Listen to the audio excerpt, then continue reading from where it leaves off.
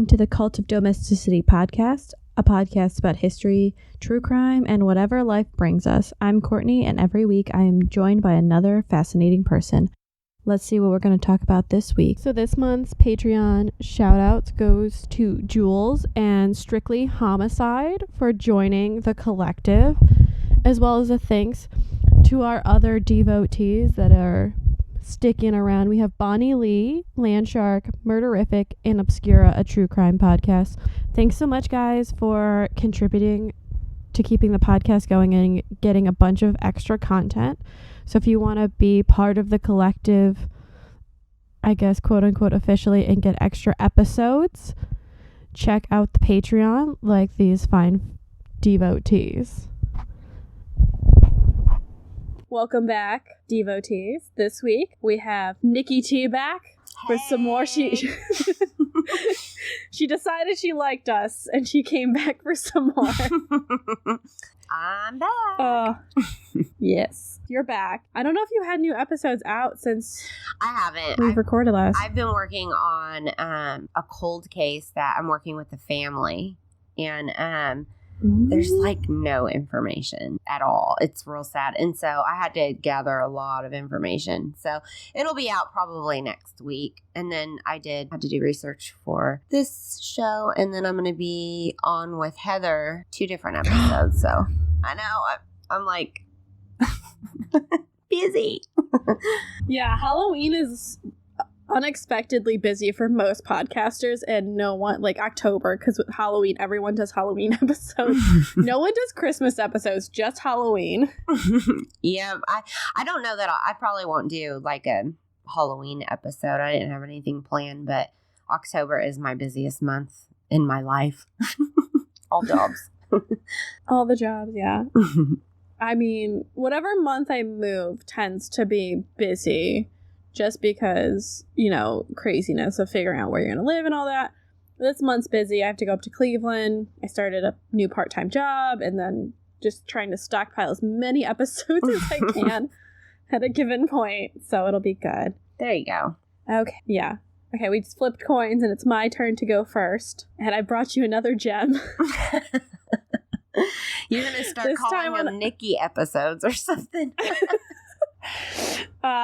This time on American soil, so ooh, I don't know how great that'll be. We're going to talk about Japanese internment during World War II. Oh, wow. I told you I brought you a gem. I'm just going to start this off. If you want more information, I came across a great resource, which is a lot of primary sources and collecting oral histories, called Densho, Densho. And it'll be in the show notes, as always. I always include my sources in Chicago-style formatting. You're welcome. So they actually document the testimonies of Japanese Americans who were unjustly incarcerated during World War II before their memories are extinguished. They offer irreplaceable first-hand accounts coupled with historical images, teacher resources, and to explore the principles of democracy and promote equal justice for all. And that's their kind of mission statement. It's fantastic. Like, I went down a deep, deep rabbit hole with that. So I was about to say I would fall into a rabbit hole. It's amazing. They have a nice overview with some. So if you're more of a video learner, they have videos, they have text, they have images, they have firsthand accounts. If you're a teacher and you want to teach this, amazing resources like lesson plans and all of that. There's ways to support them. Seriously, go check it out. I fell in love. So. My mother-in-law's a history major, and she works at the high school, so I might have to share that link with her. We're not going to start with the war. We have to talk about kind of the mindset around Asian Americans in specifically the West Coast, but throughout the country before the war. Because America, we don't always welcome immigrants. The real tagline. Right? It's the real tagline. So most of this starts stemming from anti-Asian prejudices in California, specifically Chinese. So, and this, it'll lead over to anti-Japanese feelings, generally anti-Asian. We get Chinese immigration beginning around the time of the California Gold Rush, so they're coming to help out with that. They're really into the big American economic boom at that point because their labor is needed and wanted. They were cheap labor, immigrants. They're cheap, they'll do the jobs we don't want to do, and then we crap on them. America! I'm going to just point this out. If someone writes me a review saying that I'm anti-American, I am fully, a full-blooded American. I believe in this country. I have ancestors that have fought for this country. I can be critical of it. It's called a discussion and a democracy. Well, not only that, I mean, it's a podcast, like, for instance, true crime. You're not going to talk about only the good stuff, but it's okay. I've been run through the ringer lately, too. I apparently hate Arkansas, with a passion. I don't. It's fine. I'm just throwing that out there because this, as most people know, this incident isn't exactly shining a lovely light on America. It's more of the complexities of the country. And I think that's what makes our country unique. And I like to look at those, little cracks. Yep. And the little blemishes because it really describes who we are as a country and why. Exactly.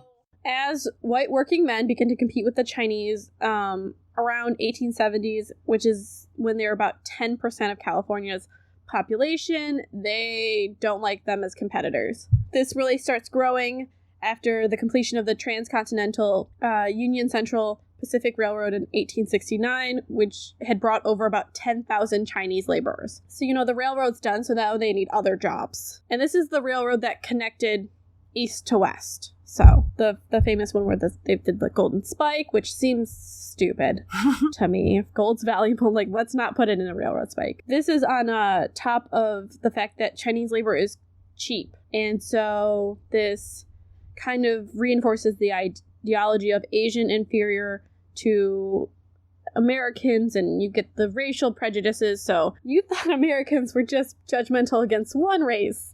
Oh, God. I could find other things that would tell you differently. Anytime we add colors to things, it gets bad. Yep. So this gets institutionalized at both state and federal levels, which includes a specifically Chinese immigration exclusion bill passed in 1882 by Congress. This foreshadows what's going to happen to the Japanese immigrants who start arriving as soon as this exclusion bill gets passed. So we see pretty much in the 1880s the switch from Chinese immigration into Japanese immigration, which, if I remember correctly, they were not Asian Americans were not considered citizens for a freakishly long time, which is really dumb. Wow, I'm really? sorry. Even people born here weren't considered Americans, which is technically against natalist policies, but whatever. Before that rabbit hole gets very deep and very angry. Just as someone who's grandparents came over as Eastern Europeans at a time when Eastern Europeans weren't welcomed, it just bothers me deeply. Yep. So these, and if I'm mispronouncing Japanese names, I'm sorry. My knowledge of Asian languages is worse. Probably one of the worst translation ones I'm good at. So by that I mean not good at. So Japanese immigrants were called issei, which is a combination of the Japanese words for one and generation. So then the next generation, so the first American-born one, are Nisei, and the third generation are Sansei. And then I just love when you get down into the nitty-gritty. So the Nisei and the Sansei, who then were educated in Japan, are called Keippei. Pretty sure none of these are said correctly, but I'm going with it. So the first generation, or the issei, mainly come from the Japanese countryside, and they would first arrive either in Hawaii or mainland on the western coast with really not a lot of money. About half of them became farmers, while the other half went to urban centers and worked in small commercial establishments, normally for themselves or other issei. So they would make, Chinatown or Little Asia, like most immigrants do. And shortly after this immigration begins, anti-Japanese movements begin, stemming from former, specifically anti-Chinese, but other anti-Asian movements. America. The anti-Japanese movement really became widespread around 1905, mainly increased immigration, and the Japanese defeated Russia in the Russo-Japanese War, which Russia did really bad. Let's not lie. It's part of the reason why the Romanovs fell, one of them, like, starting that domino effect. And it's really the first time Japan, as an Asian nation, or as these outdated terms, third world nation or developing nation, defeated a European power. And Japan actually did a great job of industrializing. So, there's issues in World War I with why they weren't recognized and all of that, but they were fully a modern nation at this point. Mm-hmm. So them beating Russia shouldn't have been a shock to anyone. This is where Europeans, and specifically in America, they viewed the EC and the Japanese as threats. So you see it getting formalized in anti-Japanese organizations such as the Asiatic Exclusion League, attempts to segregate schools because, separate but equal, and, hate crimes on individuals and businesses. Guys, tactics were the same. The Japanese government actually protests the treatment of its citizens and all these coming up for its citizens in the U.S. and wherever they were. Good on them. Good old TR, Teddy Roosevelt, attempts to negotiate a compromise to maintain their friendship, like the U.S.'s friendship with the Japanese, considering, if I remember correctly, technically, America opened up Japan to the West. By open up, I mean forcibly said, hey, bitches, let's trade. So, and I mean, that was in the 1850s. Again, if I'm remembering correctly, my American history is a little rusty. And TR's plan was to convince the San Francisco School Board, hippy-dippy San Francisco, to revoke its segregationist order, and then restrained the California legislature from passing any more specifically anti-Japanese legislation, and worked out the gentleman's agreement with the Japanese government. There was heavy air quotes in that. Pretty much, Japan had agreed to limit emigration to the U.S., specifically the continental U.S., because Hawaii and Alaska are not states until the 1850s, or the 1950s. They are the last states, to laborers who had already been in the United States before, and to parents, wives, and children of laborers already there. So basically, you have had to already emigrate, or you had to have a family member who had already emigrated, but like a very, the nuclear family. Yeah. Essentially. Then in 1913, so year before the First World War breaks out, California passes the Alien Land Law that prohibits the ownership of agricultural land by, quote, aliens ineligible to citizenship, end quote. So, Asians, Native Americans technically fell under that too. There's a lot of people that fell under that, and feel free to get mad now. Like I told you last time, just grab your comfort drink, hug it deeply. We'll all get through this together. So, this expands in the 1920s with stronger Alien Land Act, which then prohibits leasing and sharecropping. So you couldn't even lease out farmland to get your start. So you really couldn't farm. Yeah. These are based on the assumption that Asians are aliens not able to be eligible for citizenship, which then formed a really narrow version of the naturalization statute, which had been rewritten after the 14th Amendment, aka the one that gives, you can't judge by race, sex, gender now, but, basically gives African Americans the right to vote, which had said, pretty much eliminated naturalization of only white persons and, had made those of African descent aliens. So, the U.S. has a little experience in this.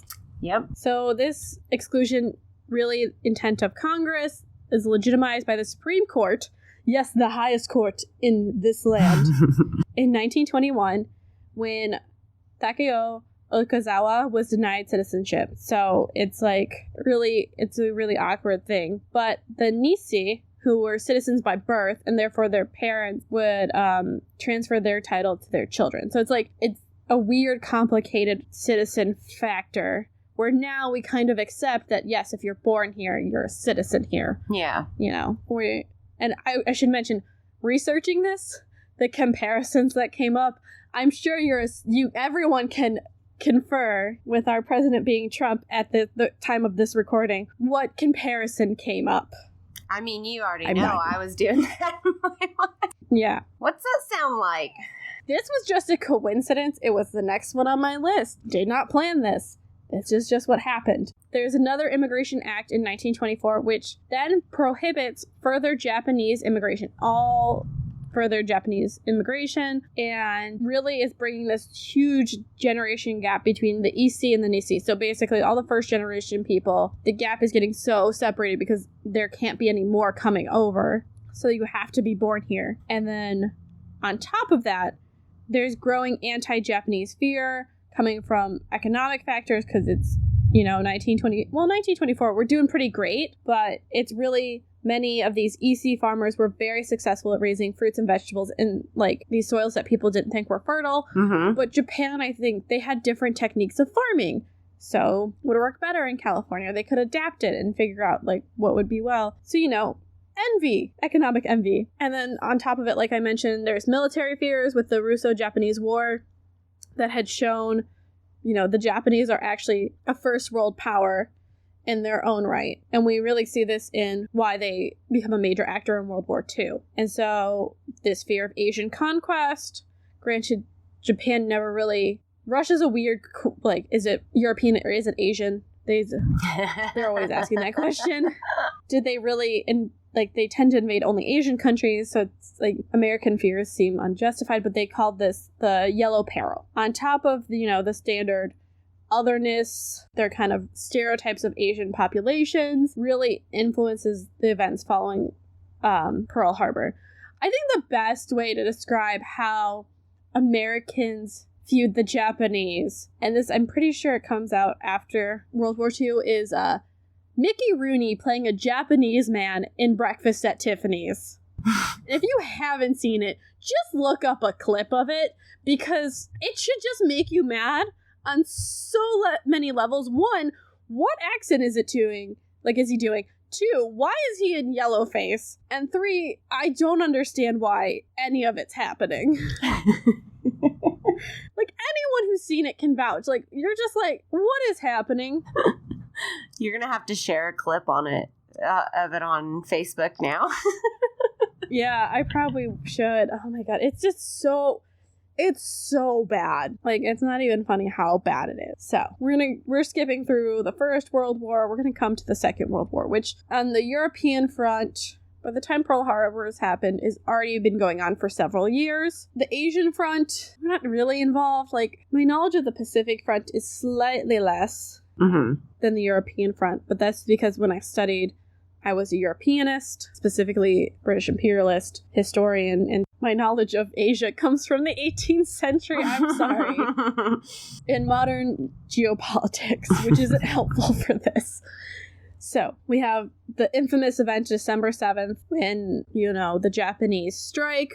They have kamikaze pilots bomb and destroy the U.S. base in Pearl Harbor, Hawaii.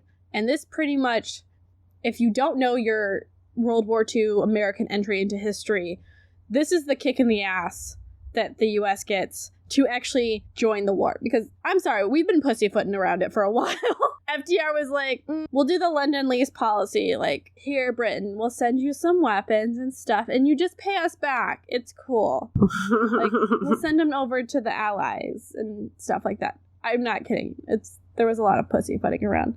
Like, we would have entered the war, but this really just forced the U.S. into the war. So, that same day, because probably they had already kind of had these lists. Yeah, because, we need the lists of the bad people, right? Justice Department organized the rest of 3,000 people who it considered, quote-unquote, dangerous enemy aliens.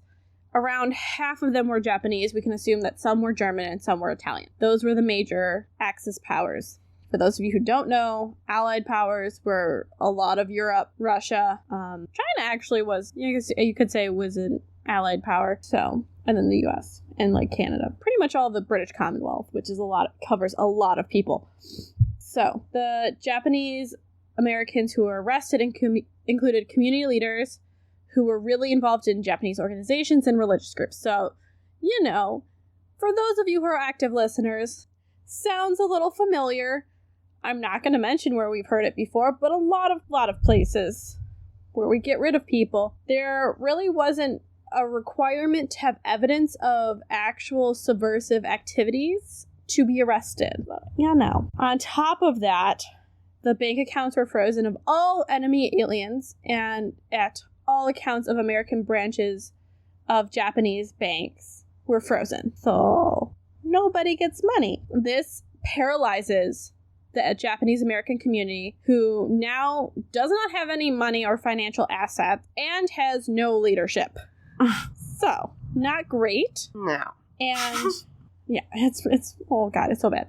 So, and around late January 1942, so 1941 is Pearl Harbor. In December, month later, many of the Japanese who had been arrested were transferred to internment camps in Montana, New Mexico, and South Dakota.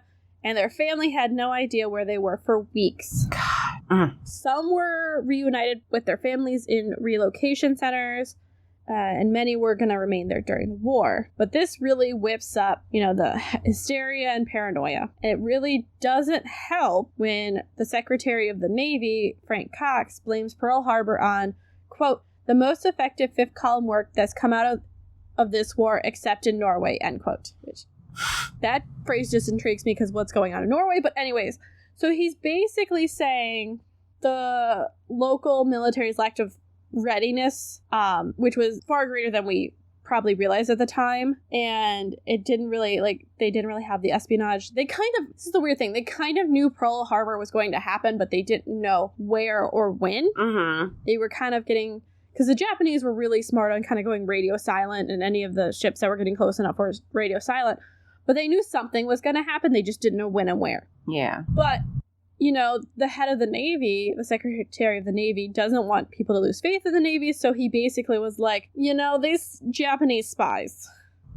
These Japanese. So you have yellow journalism, fake espionage. There's no basis for any of this fifth column, extra people doing stuff. It just really feeds into this hysteria in which anyone who's been through, major world events can know when you start scapegoating an entire population, mm-hmm. Yep. It doesn't go well. Mm-mm. I mean, we both lived through 9/11. Mm-hmm. I'm sure we can remember, you see now people were talking about their own 9/11 happened on 9/11, but they were Muslim Americans, so their whole lives changed overnight because all of a sudden they were the scapegoats and people were like, why did you do this? And it's they didn't do it. Mm-mm. The US military already knew the Japanese was capable of these hit and run attacks, which we would later call kamikaze attacks, and had already accepted that Japan couldn't invade the US. It would take, a large scale invasion of the US isn't really possible. The US hasn't been invaded, technically militarily invaded, since the War of 1912. It's been a minute. And they really realized that they couldn't invade Japan. So it's a stalemate situation. Yeah. Because, we've never invaded Japan. We couldn't do it. So, internment. Are you ready for this? Oh, so ready. I'm convinced you want to torture me now. I didn't give you the worst one I've done so far. I didn't give you the Holodomor. That one was pretty bad. There's people eating babies. Yeah, I'll pass. Yeah. So this is just concentration camps on U.S. soil.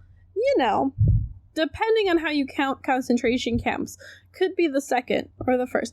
It just depends. 10 weeks after the attack, February 19th, 1942, FDR signs Executive Order 9066, which, I hate that it does this, gives military leaders broad powers to round up and incarcerate, quote unquote, any or all persons, quote unquote. Who could he mean? Oh, I wonder. Yeah, anyone really of Japanese ancestry, including U.S. citizens. So that you're born here, you're a citizen kind of stuff. So Congress was like, yeah, we like this. Let's go for it. So he has full support. However, there were politicians who stood against this. And I feel really bad that I did not know their names until I did this research. Colorado Governor Ralph Carr, who considered the order inhumane. Oh. And I know. He was faced with large and a hostile audience threatening violence to him. He said, quote, an American citizen of Japanese descent has the same rights as any other citizen. If you harm them, you must harm me first, end quote. And that, I mean, it killed his political career, but I was just like, that is amazingly brave. Yeah, for sure. Especially, I mean, he knew what it would do to his career, too. Sadly. Yeah. He's one of those people when, like, I always love this question when people go, I would never let the Holocaust, like, what happened to the Holocaust happen? And it's like, we let it happen here, and there were very few people who stood up, and it's so difficult to stand against a group of people who are all saying the same thing, and it's hard to, like, not be silent, and he decided to not be silent. There's also a small group of churches that protested, as well as civil rights activist W.E.B. Du Bois and writer Pearl S. Buck, who formed a petition, but really there was no momentum for this. The current situation has a lot more momentum behind it. So, that March, U.S. Army soldiers, yes, they used soldiers for this, knocked on doors and posted evacuation orders in targeted neighborhoods in California, Oregon, Washington, and Arizona, using the data provided by the U.S. Census Office. And look, what level is your rage? Like, is your cup of rage filleth over? Oh, yeah. That's the standard. Are you at a pitcher of rage now?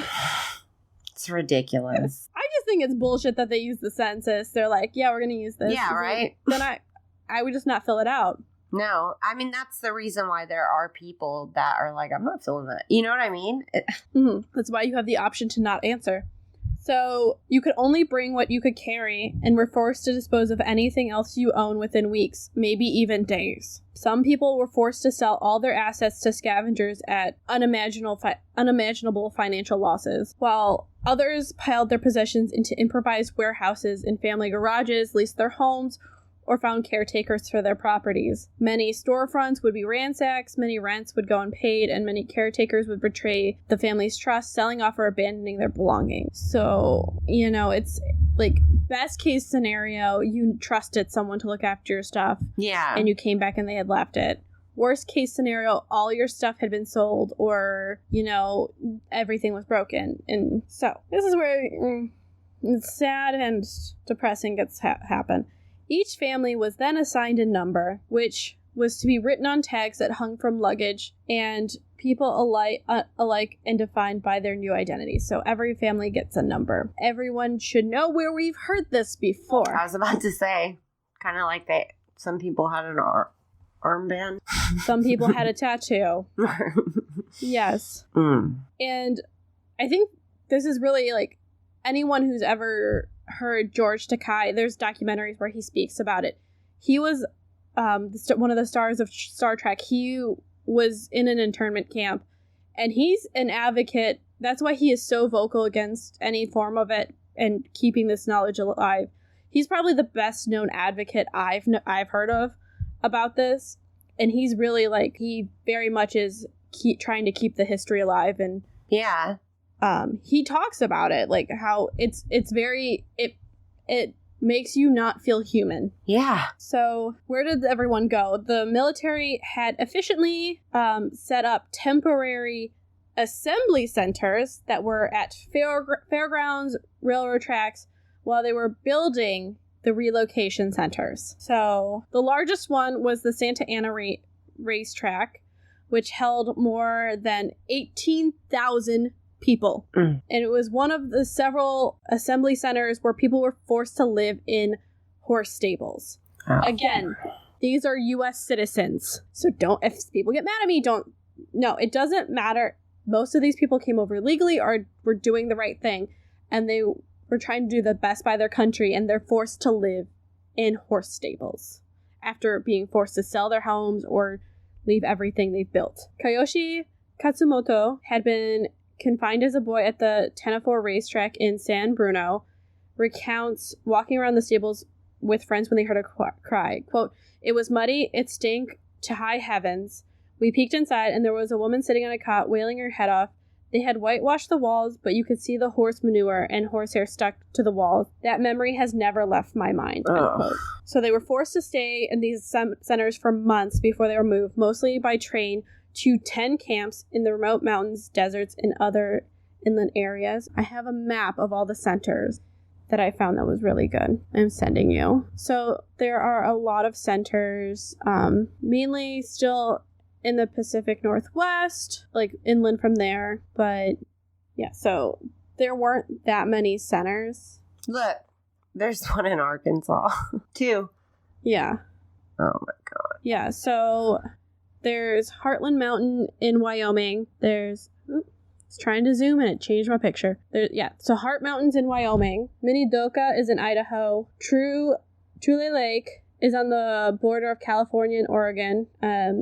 Manzazar is in California but closer to Nevada. We have Preston River on the Arizona side of the Colorado River, so the California-Arizona border. Mm-hmm. We have Gila River, Granada in Colorado, Jerome in Arkansas, Royer also in Arkansas, and there's a couple others, but those are like the big ones. Yeah. So, yeah. The map, I'll share this as well. It has a relocation center, and it has it scaled to the peak population that was there, and as well as assembly centers and other camp or detention center. So there was other options. Makes you feel great. I'm looking to see where the Jerome Relocation Center is. It looks like it's down. Yeah.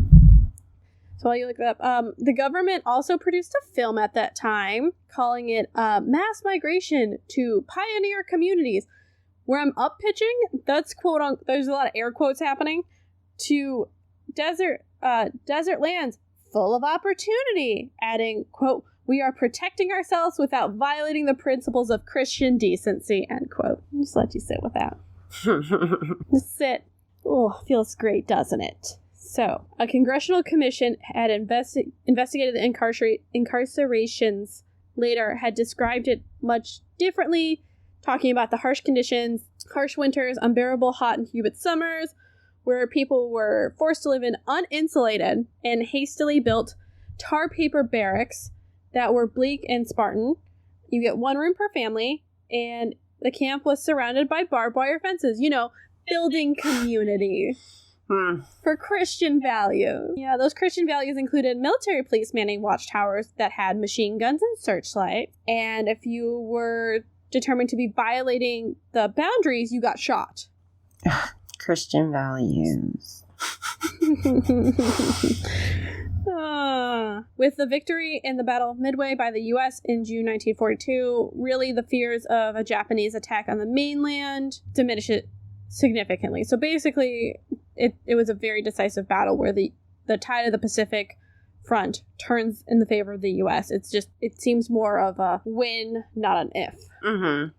But remember those nice camps we built? Those didn't close. While some Japanese Americans who were determined loyal were allowed to leave, most were forced to stay against their will, these months turning into years. In case you're wondering how long it took for them to get out of there, you want to guess how many babies were born in that period? Oh, well, I mean, they don't have any kind of birth control, so. You don't have a lot else to do. 300. 5,000. Holy More than 5,000. shit. Wow. What? Yes. Oh, that's so sad. I mean, like, conceived and then born in the camps, right? So I assume the condition it's of just where known that they were born in detention. Okay. So it could have been the first camps or the second camp. We don't, like, whenever they conceived, it wasn't probably kept track of, but they were born in detention. Around 2,000 people died. And this includes Torizako Sekawaki in the Manzanar camp, who was 67, and his grandson Walter Yashisharu Sekawaki said, quote, "He passed away, I think, more or less of a broken heart. He hadn't done anything wrong," end quote. So some of these people just were like, they had, you know, you have an immigrant stream and they put everything into it, and then their adoptive country locks them up. Some Japanese Americans did resist, such as Fred Korematsu, who refused to comply with the order and remained in San Ladrillo, California, and after the army declared it a military area, so it means it's completely off limits to... The army declared the area he was living in a military area, so it's off limits to all people of Japanese ancestry, really because they thought they were going to start sabotaging shit. Korematsu was then convicted of ignoring an exclusion order, and he went all the way up to the Supreme Court. He goes, nah, I'm an American citizen. We have Justice Frank Murphy that wrote, treating those of Japanese descent differently from people of Italian or German descent whose ancestral nations were also at war with the U.S. was the legalization of racism, end quote, which I like that, you know? The court voted 6-3 to uphold the decision, agreeing with the government that, you know, it's justifiable military actions. I'm not shocked. I'm not shocked. You're not shocked at it? You want to get a little more mad? I'll just add another cup for your picture of rage at this point. There was Navy intelligence that had found Japanese Americans posed no military threat, therefore showed no evidence of being disloyal, spies, signaling submarines, as the government's lawyers argued in that case. So the justices didn't know that at the time. Oh, wow. How you feel? I just don't understand it. Like, why? The facade. I know. We gotta keep Uncle Sam looking nice. Keeping him looking tight. No one can know his mascara smears like everyone else's. Never thinking about how it's gonna look afterwards. They never want to think ahead of the time. You know? How's this gonna look in our grandchildren's history books? Yes. So, in 2011, the U.S. government acknowledged that the reason why the justices didn't know this information because the U.S. Solicitor General had deliberately hidden that intelligence report from them, which I'm not sure if it is relevant at that point, is a Brady violation, if I remember correctly from the Getting Off podcast. That seems highly illegal. Don't worry, that decision the Supreme Court went back and was like, oh yeah, no, we're going to repudiate that, so we're going to take away that decision, so he's good now.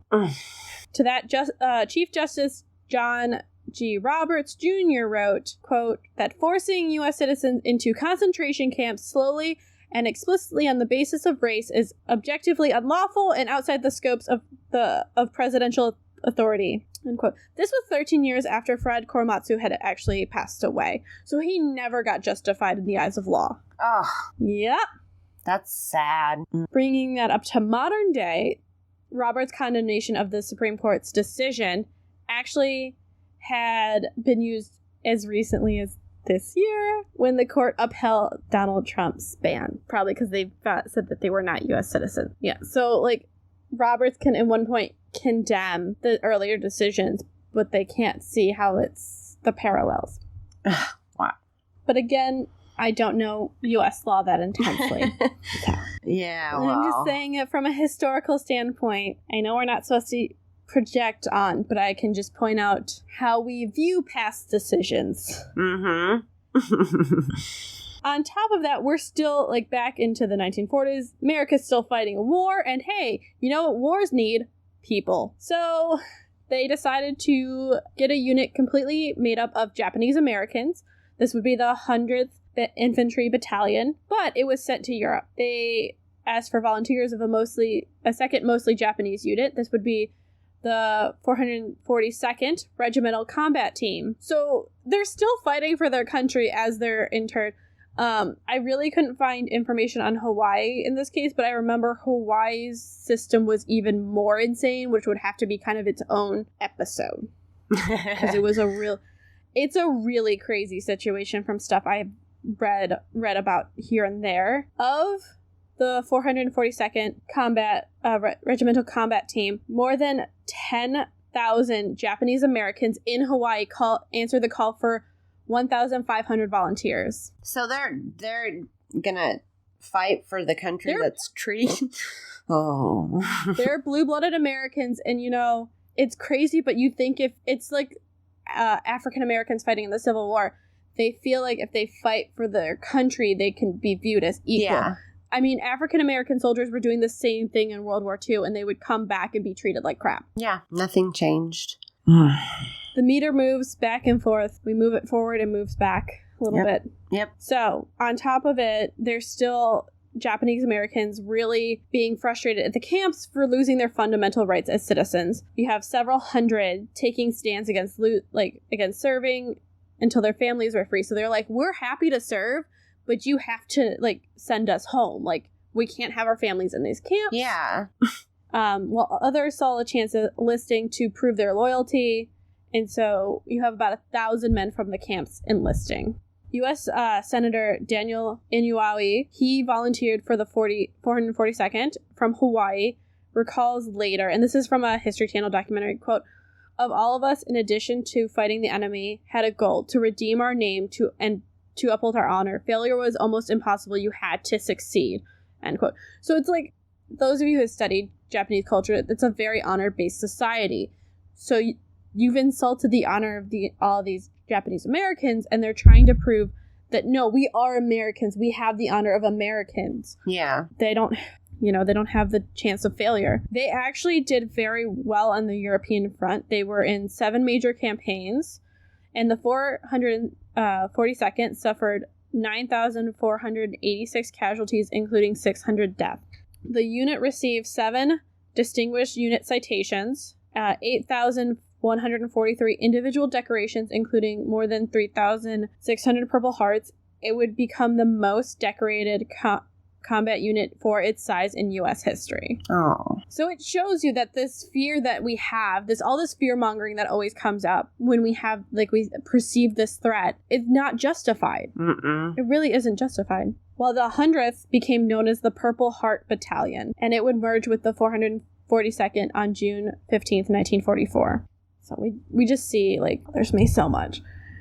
This combined unit, it just bothers me so much because they fought and died for their country, exactly. and their country has their families in concentration camps. And that's what they were. And they didn't just go over there and, they fought hard. I mean, but they were trying to prove something. Oh, that's so sad. And my thought would be, okay, you could have said at the beginning of the war, hey, if you're Japanese, we're not going to make you fight over there. Mm-hmm. And if you're German, we're not going to make you fight over. The same thing could have worked, just send them to the different fronts. They didn't have to put them in concentration camps. I'm sure they would have gladly volunteered. Yeah. So, this combined unit would fight in several key battles: Mount Belvedere in Italy, Louisiana, and Livorno. And they would also endure heavy casualties in order to cross the Arno River, which is towards the top of Italy, and continuing to hemorrhage losses, rescuing a lost battalion of the 200 Texans caught behind enemy lines at the Vosges Mountains in France. They're not only just fighting to gain territory, they're saving others as well. President Harry Truman actually greeted them after the war in Washington, D.C., saying, quote, "You fought not only the enemy, but you fought prejudice, and you won," end quote. But, like I said, 2 steps forward, 1 step back.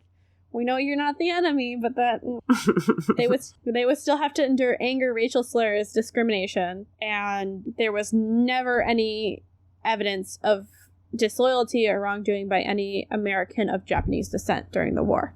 Mm-hmm. It just hurts so much on the inside. So, war's over. Everyone gets to go home, right? You would think.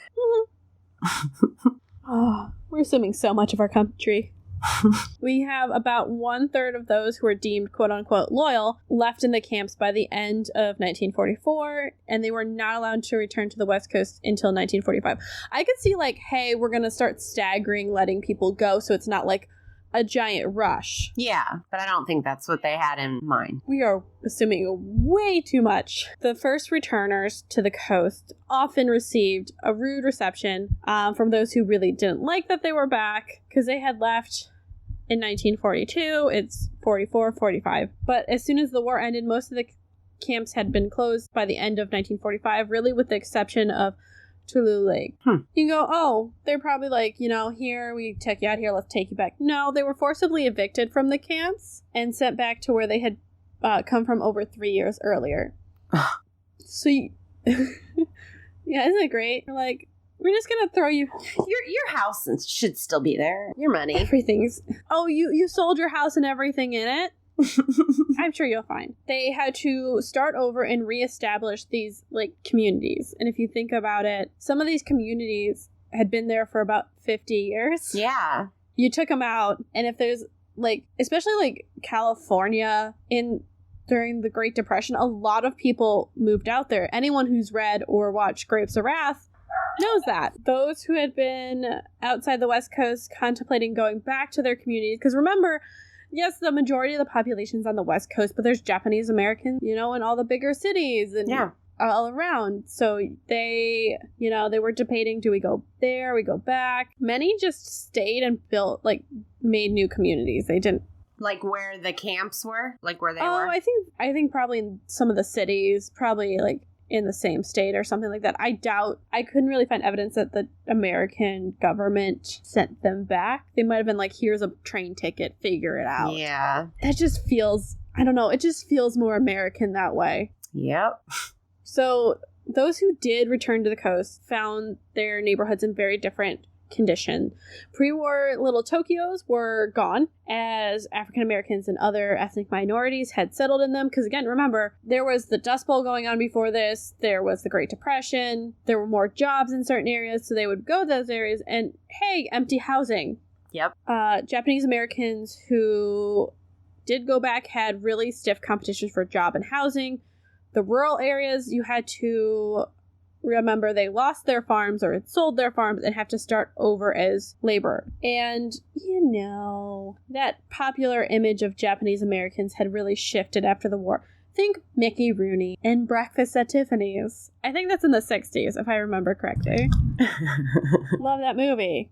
That part's really fucked up. Well, many Americans actually probably pretty quickly realized that this wartime incarceration had been a mistake. And you have the heroism of, like, the Japanese Americans and their allies and all of that. And so you think this would help it through. And it did, in a sense. It really helped turn back racist legislation, such as, like, the alien land laws and ban on Izzy naturalization. So now you can become a citizen. And this is, I didn't really realize this. This is where they become the model minority. Like, It's weird that that's where it stems from, is like, hey, we really as a country, the U.S. really fucked up. So we're gonna let you become, we've proved you're very brave, you're very loyal, so we're gonna let you become citizens. Oh, you're very, like, a good, okay. So you're gonna be our model minority. And I think the term now is, like, it's weird when you look at U.S. immigration patterns, is because there's the us, like, it's the, like, who's the other? It's like how close you are to actually being quote unquote white, and the Irish weren't considered white, Southern Europeans weren't considered white, Japanese weren't considered, like, so it's just so funny to see how, like, that definition broadens, I guess, to the acceptable, like, immigrants. And I just think it's weird that, unfortunately, that's what it took.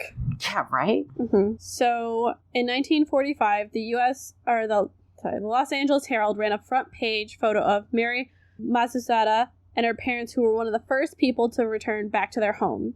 It was taken on December 8th, 4 years to the day after the U.S. declared war on Japan, and it has Army General Joseph Stitwell saluting Mary and her family. He pinned a Distinguished Service Cross on Mary in honor of her brother, Staff Sergeant Kazuko Mizuta, who had actually died fighting in the 442nd Regimental Combat Team. She also had two other brothers who served in the Army, who were there to witness the moment along with others, including a young actor named Ronald Reagan. I'm not shitting you.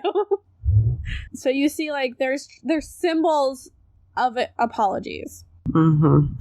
But there was a lot of silence about the traumas of incarceration, and the communities needed to deal with this trauma in their own ways. So inspired by the 1960s social movements, a younger Japanese American generation began to press for a true reckoning of the wartime experiences and eventually reparations for their incarceration, because that's how they viewed it. And I think it's valid. When there's machine guns pointed at you, that's incarceration. Yeah. This would be known as the redress movement. It really took off in the 1970s, and it would lead to the Civil Liberties Act of 1988, and then you get a presidential apology from, guess who? Mr. Reagan.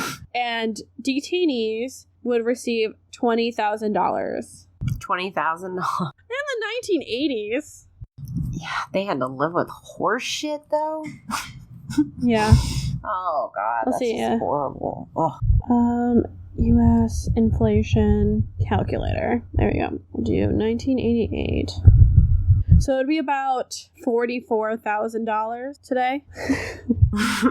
I'm not saying it's great, No, but I mean for the U.S. For sure. to admit it's wrong that quickly and give you money. For sure. Everyone knows how hard it is to get the U.S. government to give you money. Or admit they're wrong. Mm-hmm.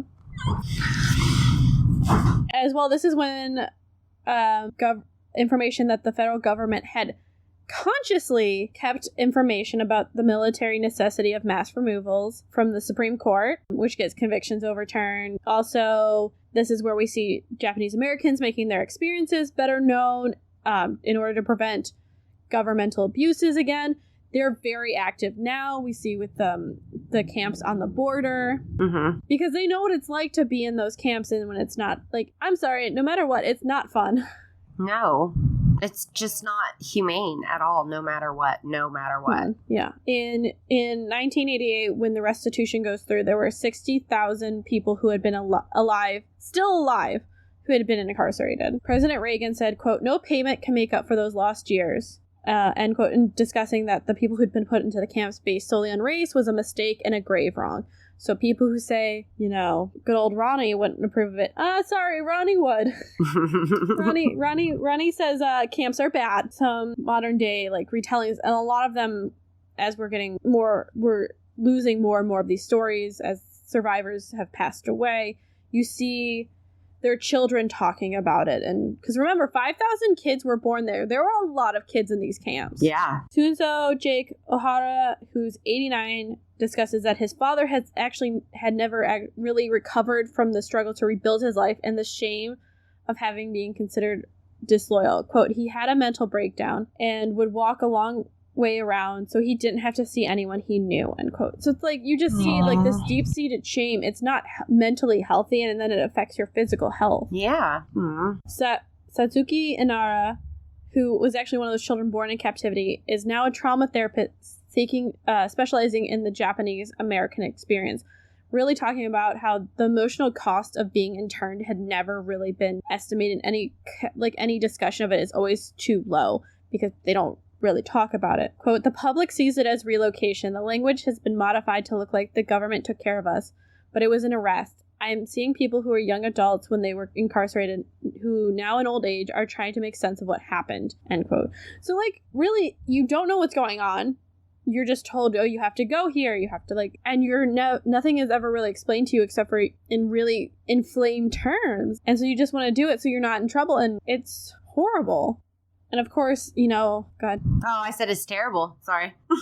On top of it, because of the language that the government used, it's still it's heavily debated. You have assembly centers, before being sent to relocation centers. It's okay, you have temporary detention centers to incarceration camps or concentration camps where you're forced to live for years. That's why language is so important, because it can really change the meaning of things. Oh, yeah. In 1946, the U.S. Secretary of the Interior, Harold Ike, said, quote, "We gave fancy names of the relocation centers to these Dust Bowl, but they were concentration camps nonetheless," end quote. So literally, after they closed, they were called concentration camps. Yeah. And they're oops, sorry. Everyone's now oh, sorry, we fucked up. On top of that, the removal of identity is being basically giving a number. It's humiliating. It's loses your identity. It feels like your country is not your country. Inara, who still has the tag that identifies her family, states, quote, "Significant memories often reported to having to place the tags on their outerwear on the day they were moved from their homes," end quote. So, it's very much or similar to having to wear the yellow ribbon or the yellow armband or having the tattoos. It's very much a visible sign that you are the other, and that's not fair. No, not at all. So I was going to do an example of Seattle because they did a piece recently. I'll share the article on Patreon about Seattle and the not even the internment, but the people coming back. So resettlement. So did you learn something besides just full rage? No, I did. I didn't realize. I should also mention that's a very, very brief.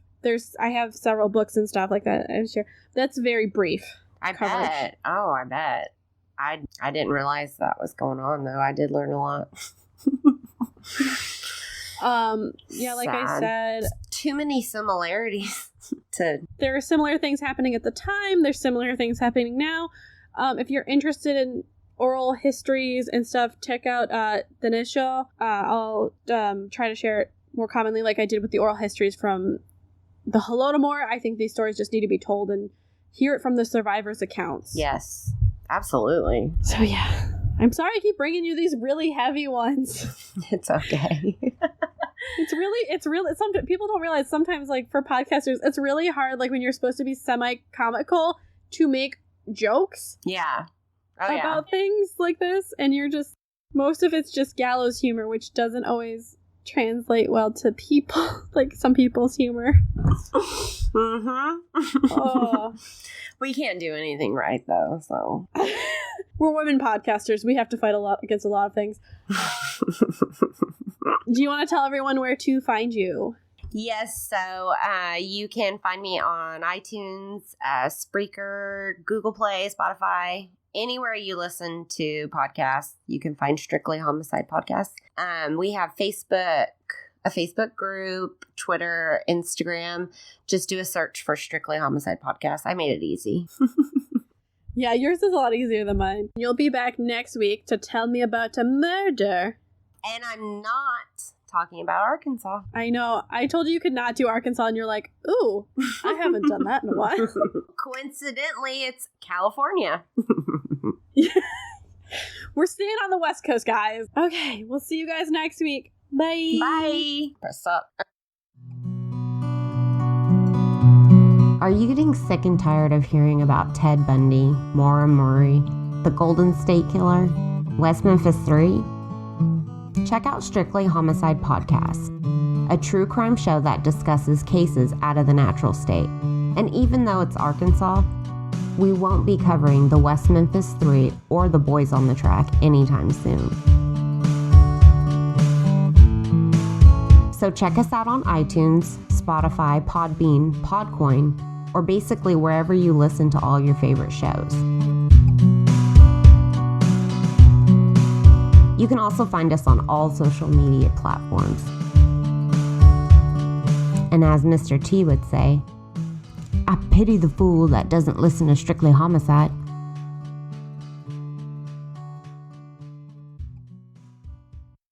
Hi, we're Cutting Class Podcast. Are you interested in skinny dipping with Mao Zedong? How about listening to sexy and suicidal subliminal messages? Maybe destroying an entire city with flaming birds? Or how about having a bowl of anti-pornography cereal? We're two high school history teachers that like to cover the lesser-known stories of American and world history. You can check us out on iTunes or anywhere else that you get your podcasts or cuttingclasspodcast.com. Cult of Domesticity. We're available on all podcatchers. Remember to rate, review, subscribe to help spread the word, or just force other people to listen to it. Our Facebook and Twitter are at Domestic Podcast, and our Instagram is at the Cult of Domesticity. We also have podcast merch at Threadless. As well, if you want to support us financially or show some appreciation, we have a PayPal tip jar and a Patreon, which has some pretty great perks. Any topic suggestions, feel free to email us at domesticpodcast@gmail.com. Remember to stay domestic and cult-free.